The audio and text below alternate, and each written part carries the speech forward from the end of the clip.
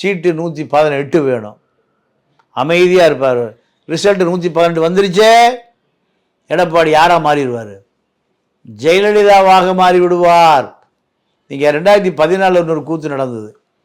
ஜெயலலிதாவுக்கு துணை பிரதமர் ஆசை வந்துருச்சு அப்போவே. அப்போது மோடிக்கு ஒரு 40 சீட்டு பத்தாமல் போகிற நிலைமை வந்ததுனால், மோடியா லேடியா பார்த்துக்கலாம் அந்த அரசியல். அப்போது இப்போ எப்படி பிஜேபி 16-11 பிஜேபி நிற்கிது, 11 நிதிஷ்குமார், 16 சந்திரபாபு நாயுடு. இதில் தான் பிஜேபி கவர்மெண்ட்டை ஓடிட்டு இருக்கு. அந்த 2 சக்கரம் தான். அப்போ ஜெயலலிதாட்ட வந்து பாண்டிச்சேரி விஷயத்து 40 சீட்டு, மோடியா லேடியா 37 சீட்டு ஜெயிச்சிருச்சு. மோடிக்கு 37 சீட்டு வேணும்னா டீலிங், நான் துணை பிரதமர், நீ பிரதமர். கடைசியில் பார்த்து என்ன ஆச்சுன்னா, மோடி மெஜாரிட்டி வந்த பிறகு ஜெயலலிதாவுடைய கனவு